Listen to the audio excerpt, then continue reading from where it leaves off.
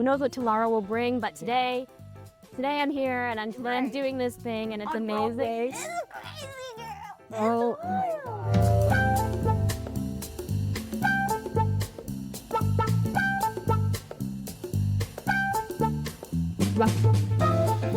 Hey, Jasmine. Hi, Helen. How are you? Fantastic. How are you? I'm fantastic too. So great to talk to you today. I'm really excited. So how are you feeling these days?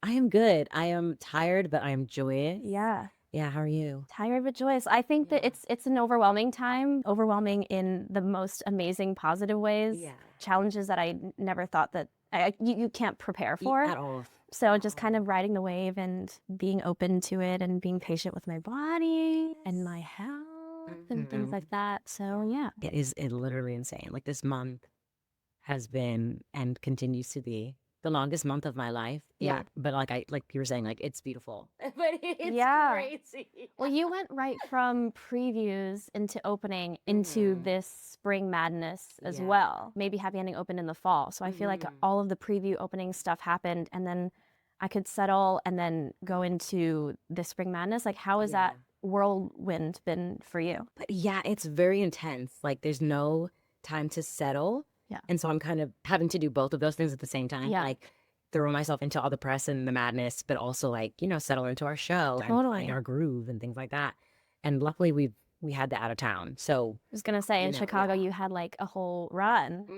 What did you learn from that whole process that helps you now? oh my gosh, just I think what it feels like to do the show, what's expected of me, and what it feels like to just have to do that 8 times a week. Yeah. And like, of course, New York is different. New York is honestly better. I always feel like I sing better in New York. I've lived here for a while. Your body knows the humidity, Yes, correct. the weird allergy thing. Yes, How did you find out about getting booked? So technically, I booked it in 2023, summer fall 2023. Work. I booked it, and I think it was like that August. And then we were in rehearsals, and then we did it in Chicago, and then we had a whole year. Yeah. So wow. it was crazy. I was like on my way to like a Barry's boot camp class. Where? Never did that again. And I don't think I ever will. I don't think I ever will. I was like, why are we running so much? Running. It's all about running. And like you can do like the double floor, but I'm like, I'd rather just lift on my own or whatever. But it was a crazy day and I ended up like going shopping to celebrate. And then I went to the boot camp class. But, Oh my God. But this is like a newer. Yes. I a year ago in April, I found out, or I had like initial self-tape and then one callback, chemistry read with Darren. And then the next day I found out I got it. And I was also doing double duty at the time. Yeah. I was doing 2 off-Broadway shows. I was doing a rehearsal for The Lonely Few and then performances of Teeth in the evening. And I understudied in Teeth. And the day that I went on for my understudy role for the first time was a 2-show day. Oh. And then after the evening was when I found out that I got maybe Happy Ending. It was like, when you get like news in early in the day and you're like, okay, here's some news. I'm going to keep moving. Then I got more news. Right. Have you understudied before? I have not. It's like such a weird, you will never feel as prepared as you want to be because you don't have the reps that everyone else does. And yet when you sign on, you know that that's the expectation. So you're like going into it being prepared as much as you want. Correct. But you're still mentally, you're like, I think I know what I'm doing, but I'm not really sure. So after the second show, I was already like filled to the brim with such emotion and adrenaline. There's a video of me finding out and it's just like dissociation. It's just kind of like shock and awe. But I was also surrounded by my best friends because they came to see me go on. Oh my gosh. So it was just like probably one of the best days of my life, I would say. That's amazing. And it's since then been such a crazy journey. Who knows what tomorrow will bring, but today I'm here and today I'm doing this thing and it's amazing. It's crazy, girl. It's Oh my wild. gosh. It's wild. Have you always done theater? My first role was Gretel in The Sound of Music. Oh my goodness. The sun has turned. You know it is. I got that solo line and I was like, I've been bit by the bug. I can't do anything else in my life. But I also like grew up doing piano, so that was my like main thing. And then I did theater on the side. Yeah. But I just like fell in love with doing theater and like passing the pulse every day, like working together to make one thing. I just fell in love with that feeling. Yeah. What about you? Like, you grew up doing I theater. did. I started when I was like 7, and I'm not a musician with my hands. My mother tried to get me to play the violin, and my siblings, she tried to get them to play the saxophone. Oh, Both terrible. We just it was not for us. Like, we're creative kids, and like she just wanted us to do something. Yeah, creative. And yeah. I danced growing up, and I was in choir. She's like, you have to play an instrument. So I was like, fine. So I played The violin is tough because if you're not good at it, it's Yeah. literally a dying cat. It's like Correct. so bad, So and then you get bad. good. Right. And so I was like, I always think like my first acting gig was me in orchestra, because I would literally memorize like everybody's bow movements and then just pretend that I was playing the violin. The at dance, concert. the dance training. Right. Down, up, Yes. literally down, And down, so up. At the concerts, I was like, looking back, I'm like, I may have looked insane, but You're giving face too. You're like, correct. Exactly. And so I'm like, you know what, whatever. But after that, I think there was like a paper came home from like a community theater that was doing like Peter Pan, and I begged to audition for it. And I literally sang Popular from Wicked, work. which like was taboo at the time, but like I didn't know that. I Was it? 7. Apparently, there was still Wicked craze. Like this was like 2008 or 9, and so like it wasn't like brand spanking new, but it was fresh. Yeah. And so like all the girls were like, my mom won't let me audition with anything from Wicked, and my mom was like, I don't care. My mom's a pharmacist. I was in Tiger Lily's tribe. What? Right, and I like was singing so loud, like belting to the gods Yeah. over the girl who was playing Tiger Lily. Had no idea. I have a question. You said you did choir. Were you in choir like ever told that you were like singing too solo? Yes. All the time. And that's on you leading a Broadway show. Thank you. And that's Yeah, I was never like, they were like, you need to blend. And I was like, I simply physically can't.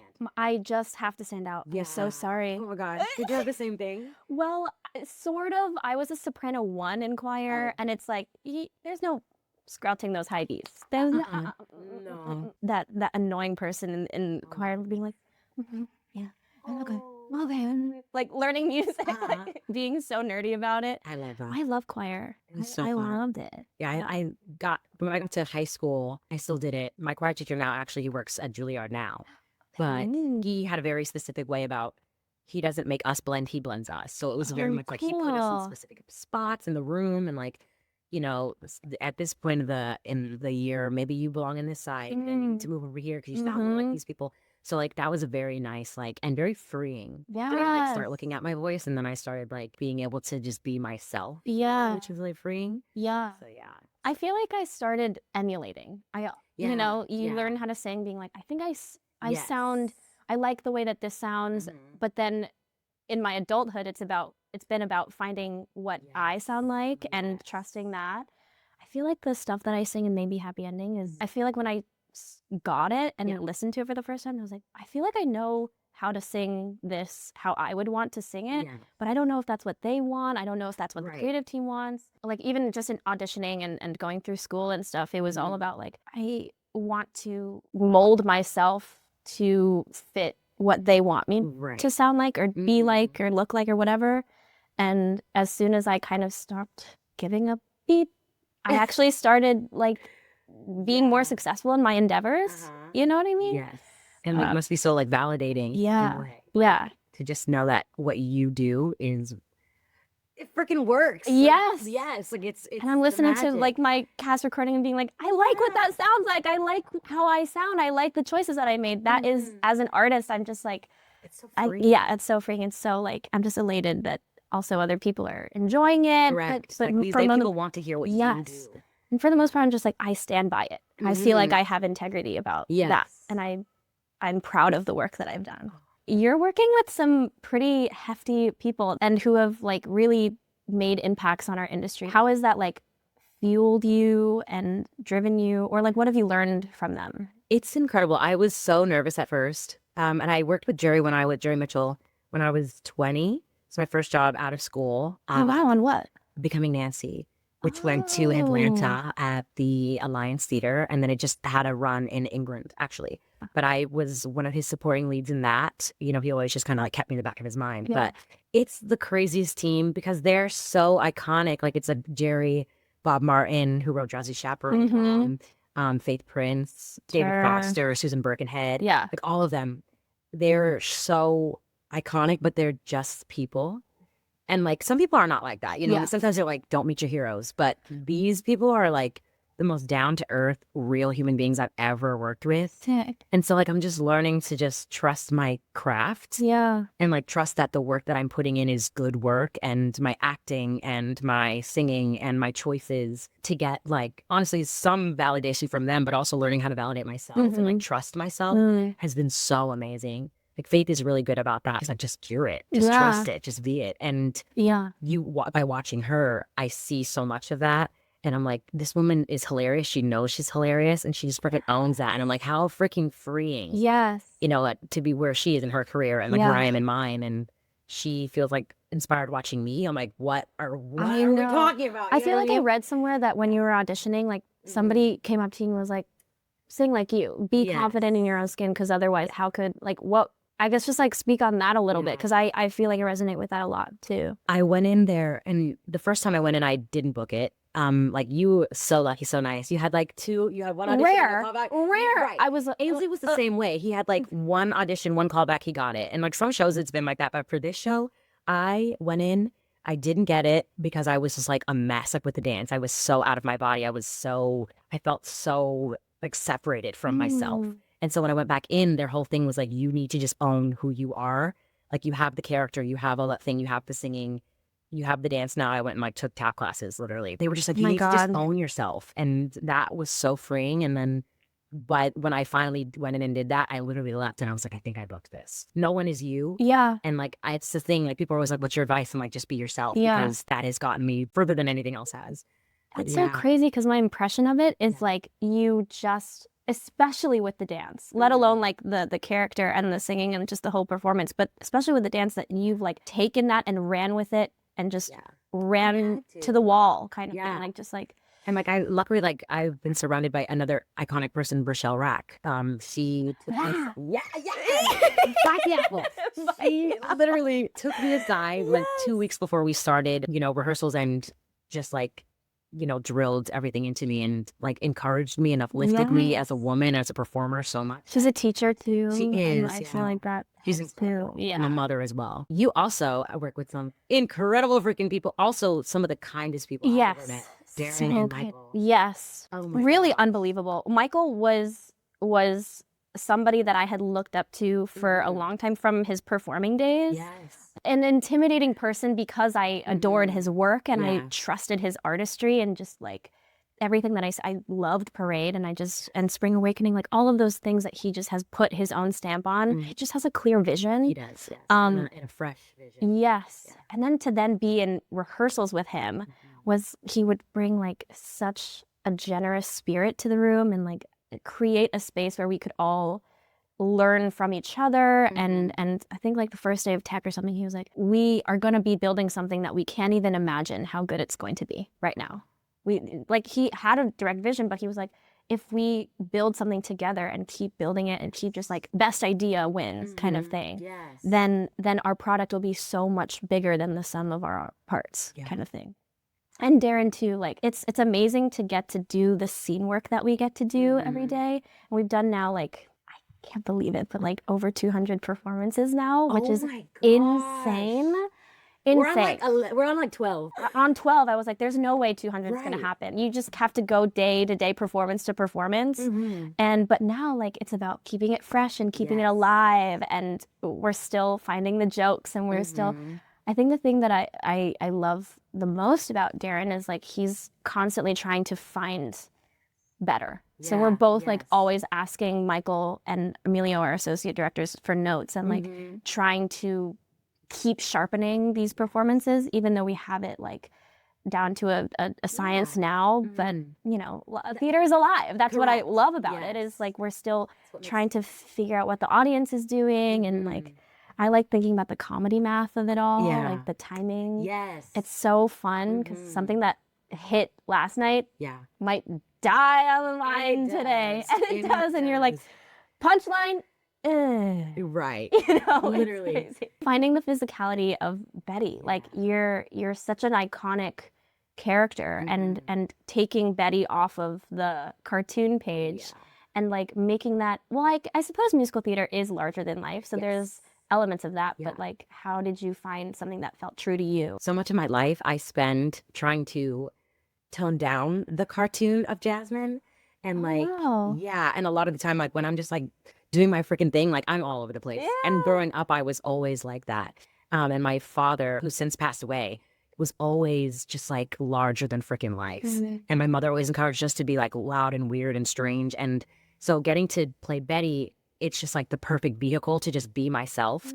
What's so nice about what the Fleischers did when they animated all of their things, they invented like the use of the rotoscope. It's so lifelike, even though it is a literal cartoon. So like getting to put that in my lens feels fine. Yeah. And like I can be strange and loose and tight and play with all of these physicalities that exist in myself, but also exist there because they modeled off of human beings. Right. It was just so seamless with the work that they did.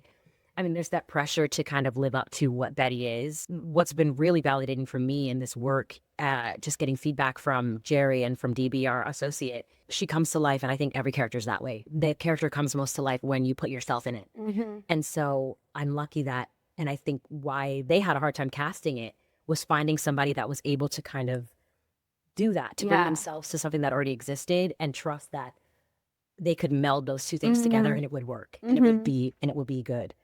So it's been like a crazy, crazy thing, but it's been really exciting. Yeah. And to get to very cool discover challenge. that and trust that you living in your body is enough to like liven the character. Yeah. You were also playing, a non-human. Yeah. You know what I mean? What's that like, playing a helper bot, and like what is that? Yeah. I think with helper bot, like robot, we all have this preconceived notion of what that would be like, of like the angularness or the stiffness. So it's been really interesting if it's all a spectrum of like super robot and then human.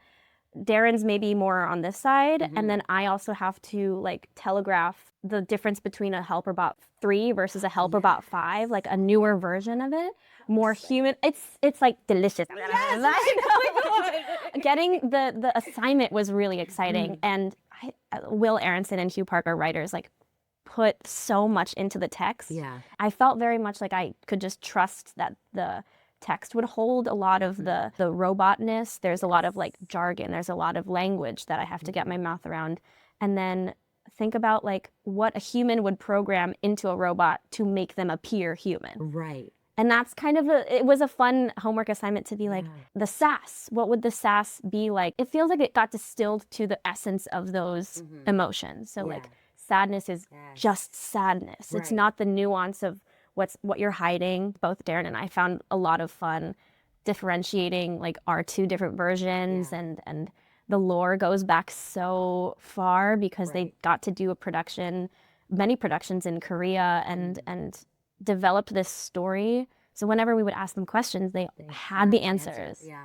It's so crazy. That's so exciting. Has this experience been everything that you expected, or like what you imagined when you were dreaming about making your Broadway debut? Like, how has it differed? I don't even know if I could have imagined what it would feel like. Like, I always wanted it, Yeah. And I always dreamt of it. But I don't think I could have ever imagined like just the everyday process. And like when I meet people and things like that, I'm still Jasmine. Yeah. But like I'm just getting to do this incredible freaking thing every day. And it feels like wild and so surreal. And we were talking about like dissociating. I dissociate all the time.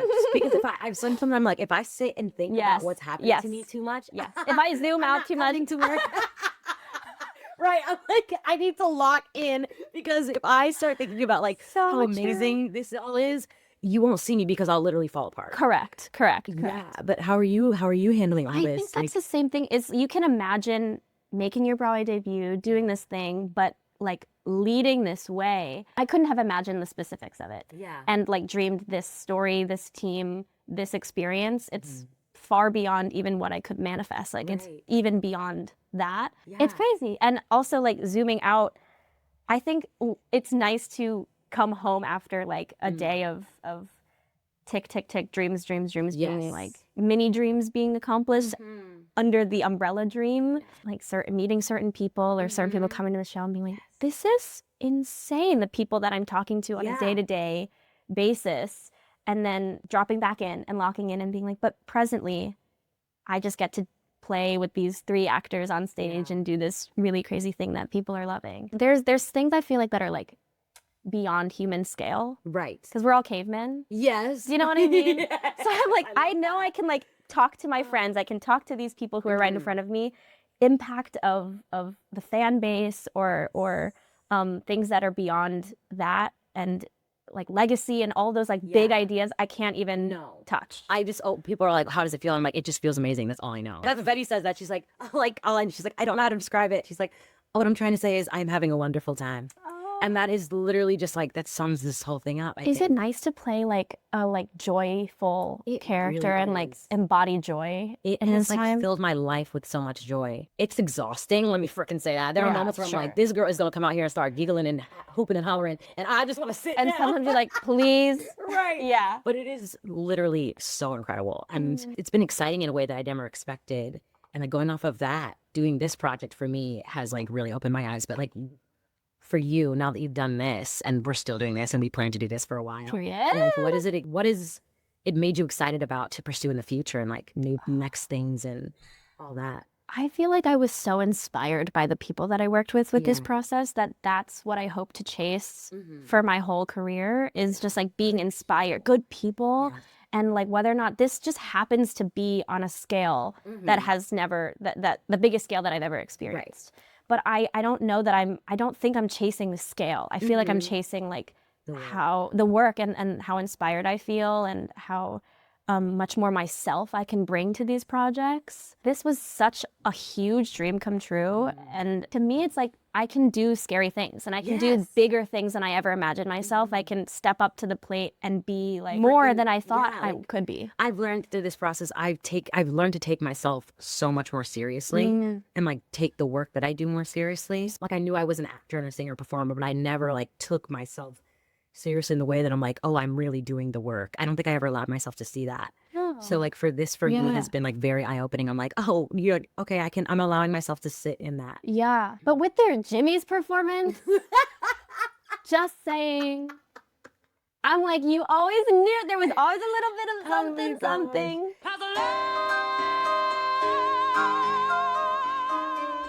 I always loved like the serious work and like the deep emotional, darker work like that, like doing something for Maida. And I'd love to do more of that. And I've always loved comedy too. I just don't know if I ever like, I always just like, I just do it. I don't think about it. Yeah. I just do it.